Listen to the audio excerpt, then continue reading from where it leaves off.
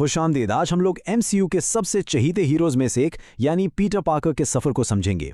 देखिए, ये सिर्फ सुपर पावर्स की कहानी नहीं है, नहीं, ये एक आम से नौजवान की बहुत ही ज़ाती जर्नी है जो एक ऐसी दुनिया में अपनी पहचान ढूंढ रहा है जो उसे मुसलसल ये बताती रहती है कि उसे क्या बनना चाहिए। बस ये एक लाइन, यही वो बुनियादी उसूल है जो एमसीयू के पीटर पार्कर की हर सांस, हर कदम को चलाता है। ये सिर्फ कोई कोट नहीं है, ये उसकी जिम्मेदारी का बोझ, उसका मॉरल कॉम्पस, और यही वो चीज़ है जो उसके हर फैसले, हर कुर्बानी की बुनियाद बनती है। तो पहला चैप्टर है स्टार्क का शागिर्द। यहाँ उसकी पहचान दूसरों के जरिए तय हो रही है। अच्छा, तो चलिए देखते हैं। हमारी कहानी किसी हीरो से शुरू नहीं होती, बल्कि क्वींस न्यूयॉर्क के एक आम से लड़के से। बड़ा ज़हीन है, मजाकिया भी है, और हाँ, वो चाहता है कि दुनिया उसे माने, उसे पसंद करे। और फिर अचानक उसे ऐसी ताकतें मिल जाती हैं जिनका उसने कभी सोचा भी नहीं था। तो देखें, सब कुछ बहुत तेजी से होता है।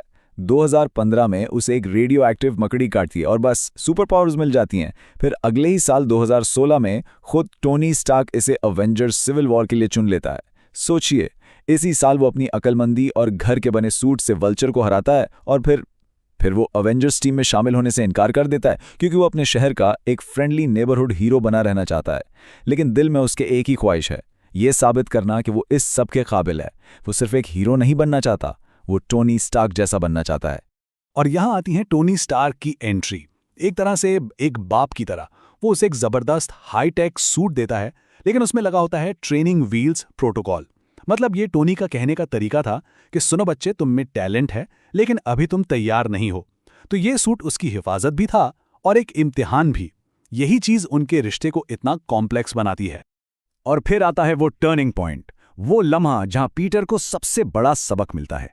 जब वो वल्चर को रोकने की कोशिश में बेपरवाही करता है और एक बड़ी तबाही होते होते बचती है, तो टोनी उसे सूट वापस ले लेता है। लेकिन यह सिर्फ सजा नहीं थी, नहीं, ये एक सबक था। टोनी उसे ये सिखा रहा था कि असल हीरो टेक्नोलॉजी से नहीं बनता, बल्कि अंदर के इंसान से बनता है। अच्छा जी, अब कहानी आगे बढ़ती है। हम अवेंजर्स एंड गेम के बाद की दुनिया में हैं। टोनी स्टार्क नहीं रहा और दुनिया में एक बहुत बहुत बड़ा खला पैदा हो गया है, और हर कोई, बिल्कुल हर कोई, पीटर पार्कर की तरफ देख रहा है कि वो इस कमी को पूरा करे। इस पर अगला आयरन मैन बनने का इतना जबरदस्त प्रेशर है, और ये चीज इस वक्त के सबसे बड़े कॉन्फ्लिक्ट को बिल्कुल साफ दिखाती है। देखे ना, एक तरफ दुनिया को अगला आयरन मैन चाहिए, अवेंजर्स का लीडर, पूरी दुनिया का मुहाफिज, और दूसरी तरफ पीटर है, एक हाई स्कूल का स्टूडेंट जो बस एक आम सी जिंदगी चाहता है, स्कूल ट्रिप पर जाना चाहता है, अपनी पसंद की लड़की को अपने दिल की बात बताना चाहता है। ये एक ऐसी विरासत का बोझ है जो उसने कभी मांगा ही नहीं था, और ये बोझ उसे अंदर से तोड़ रहा है। और फिर एंट्री होती है मिस्टीरियो की। ये शख्स पीटर की कमजोरी को आईने की तरह देख लेता है, उसकी इनसिक्योरिटी, एक मेंटर की उसकी जरूरत, और वो इसका भरपूर फायदा उठाता है।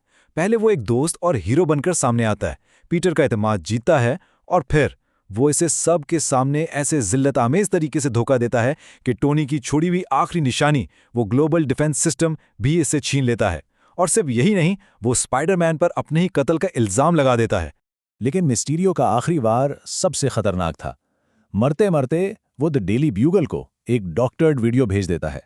इस वीडियो में ना सिर्फ स्पाइडरमैन को एक कातिल बनाकर पेश किया जाता है, बल्कि उसका सबसे बड़ा राज फाश कर दिया जाता है। पूरी दुनिया को पता चल जाता है कि स्पाइडरमैन पीटर पार्कर है। अब हम आते हैं इस मरहले पर जिसका नाम है पीटर पार्कर को मिटाना, यानी कुर्बानी के जरिए अपनी पहचान बनाना। इस एक राज के खुलने के साथ ही पीटर की पूरी दुनिया, पूरी कायनात उलट पलट हो जाती है। वो और उसके दोस्त सबके लिए दुश्मन बन जाते हैं, और इस मायूसी में वो एक ऐसा फैसला करता है जिसके नतीजे इतने तबाहकुन होंगे कि किसी ने सोचा भी नहीं था। यहां से उसकी लड़ाई पर्सनल नहीं रहती, कॉस्मिक हो जाती है। तो सवाल ये है कि क्या होता है जब आपका राज ना रहे? देखें, तबाही सिर्फ उसकी जिंदगी में नहीं आती, उसके सबसे अच्छे दोस्त नेड और उसकी गर्लफ्रेंड एमजे, उनकी जिंदगियां भी बर्बाद हो जाती हैं। उनके ख्वाबों का कॉलेज MIT उन्हें रिजेक्ट कर देता है, सिर्फ इसलिए कि वो पीटर पार्कर को जानते हैं, और इस एहसास जुर्म का बोझ पीटर के लिए बर्दाश्त से बाहर हो जाता है। इसी बोझ से निजात पाने के लिए वो डॉक्टर स्ट्रेंज के पास जाता है और एक नामुमकिन सी चीज मांगता है, ऐसा जादू कर दो कि पूरी दुनिया भूल जाए कि मैं स्पाइडरमैन हूं। लेकिन जादू के दौरान वो हिचकिचाता है, वो चाहता है कि उसके अपने तो उसे याद रखें, और इस छोटी सी गलती से जादू बिगड़ जाता है, और वो अनजाने में रियलिटी की बुनियादों को ही हिलाकर रख देता है। और ये बिगड़ा हुआ जादू मल्टीवर्स का दरवाज़ा खोल देता है, यानी ऐसी कई कायनातें जहां हर चीज़ के अलग अलग वर्जन्स हैं। और इस दरवाजे के खुलते ही इन तमाम रियलिटीज़ से वो सारे विलेंस यहाँ आ जाते हैं जो अपनी अपनी दुनिया में जानते थे कि पीटर पार्कर ही स्पाइडरमैन है। और यहाँ पीटर एक ऐसे दौराहे पर खड़ा है जहां उसे फैसला करना है। वो इन विलेंस को वापस उनकी मौत के मुंह में भेज दे या उन्हें ठीक करने की, उन्हें बचाने की कोशिश करे और अपनी आंट मे की सिखाई हुई बात पर अमल करते हुए कि हर किसी को दूसरा मौका मिलना चाहिए, वो मुश्किल रास्ता चुनता है। ये एक बहुत नेक फैसला था, लेकिन उसकी कीमत उसे अपनी सबसे कीमती चीज देकर चुकानी पड़ती है। ग्रीन गॉब्लिन उसे धोखा देता है और इस धोखे में उसकी आंट मे मारी जाती है। ये उसकी जिंदगी का सबसे बड़ा नुकसान था। तो अब हम पहुंचते हैं आखिरी मंजिल पर, एक नई शुरुआत। यानी अब वो अपनी पहचान खुद बनाएगा। देखिए, मल्टीवर्स तबाही के बिल्कुल करीब है और पीटर को एक ऐसा इंतखाब करना है जो शायद ही किसी को करना पड़े। उसे हर वो चीज़, हर वो इंसान कुर्बान करना होगा जिससे वो मोहब्बत करता है, ताकि वो सबको बचा सके।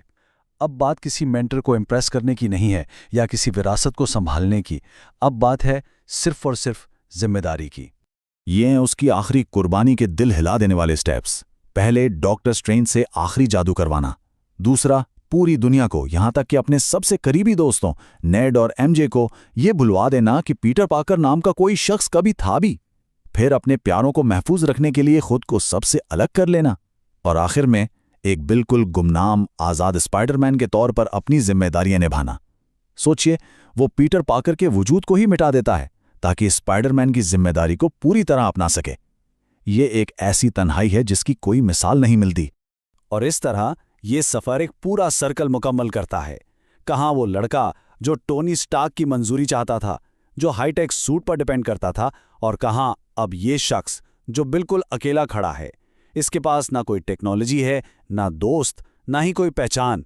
सिर्फ एक चीज़ है, जिम्मेदारी का एहसास।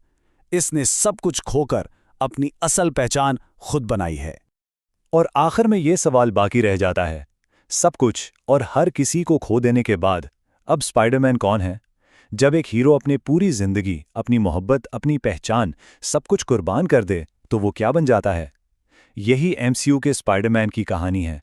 एक आम लड़के की जो एक लेजेंड बन गया, लेकिन अपनी असल हकीकत जानने के लिए उसे पहले सब कुछ खोना पड़ा।